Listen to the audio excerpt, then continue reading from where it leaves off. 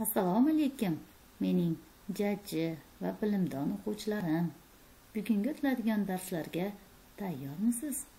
Bunday bo'lsa, darslarimizni boshladik. Hozirgi o'tiladigan darsimiz vatanshunoslik. Bugungi o'tiladigan mavzuyimiz kun va tun.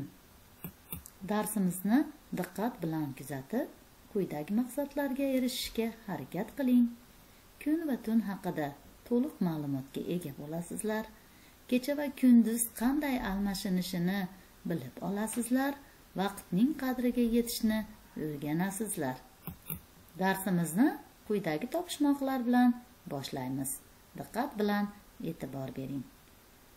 Tongda chiqib nur sochar, kulib chiqib kuyib botar. Bu nima? Tunda bor-u, kunduzi yo'q. Osmonda bor, yerda yo'q. Qani, topinglarchi topishmoqlarning javobini. Savollarga javob topdinglarmi? Tongda chiqib nur sochar, kulib chiqib kuyib botar. Bu nima ekan bolalar?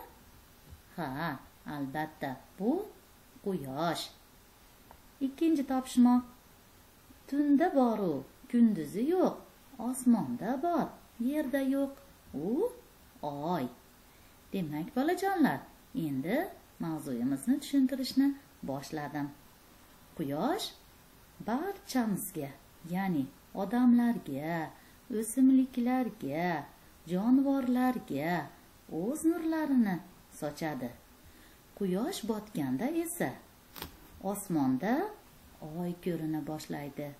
Bu kechqurungi payt, ya'ni tun. Kun bilan tun bir kunni hosil qiladi bolajonlar. Bir kunimizda 24 soat bor. Aytganlarimni tushungan bo'lsangizlar, quyidagi savollarga o'ylanib, javoblar topishga urinib ko'ring va ota-onangizga bu haqida so'zlab bering. Kun, tun, bir kecha kunduz degan so'zlarni tushuntirib bering. Kun va tun nima uchun almashinishini ham tushuntirib bering. Hozir biz sizlar bilan quyosh haqida ruscha qo'shiqni tinglaymiz. Chunki biz maktabda rus tili fanlarida ruscha so'zlashishni, qo'shiqlar, she'rlar yodlashni o'rganib boryapmiz.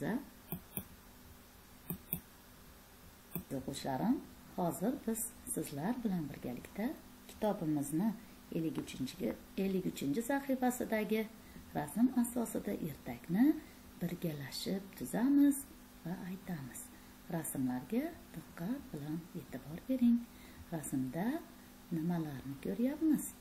Xo'roz, quyosh va quyonni ko'ryapmiz.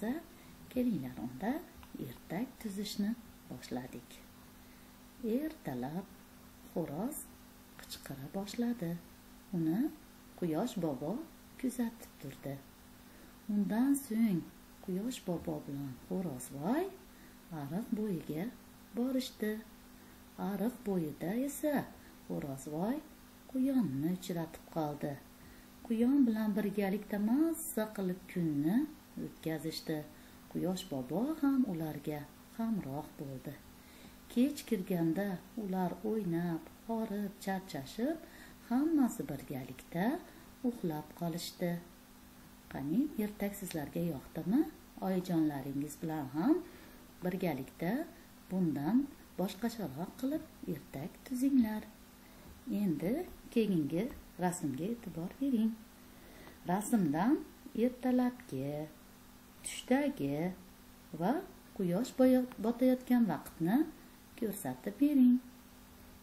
Mana bu rasmga endi e'tiboringizni qarating. Demak, bolajonlar, biz oldingi darslarimizda biz hafta kunlari bilan tanishganmiz. Kelinglar, hozir yana bir yodimizga solib o'tamiz.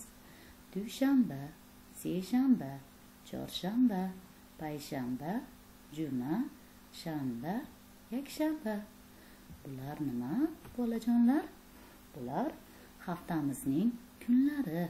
Bu haqida biz she'r ham yodlaganmiz. Qaytarib olamiz.